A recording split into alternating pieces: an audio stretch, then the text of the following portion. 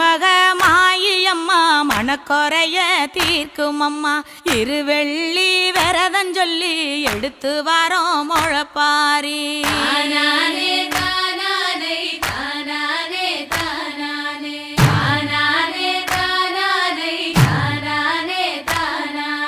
காத்து மட்டும் வந்து போகும் கட்ட பொம்மை கோட்டை போல வெயில் பட ஓல பின்னி விதைச்சு வச்சோம் முழப்பாரி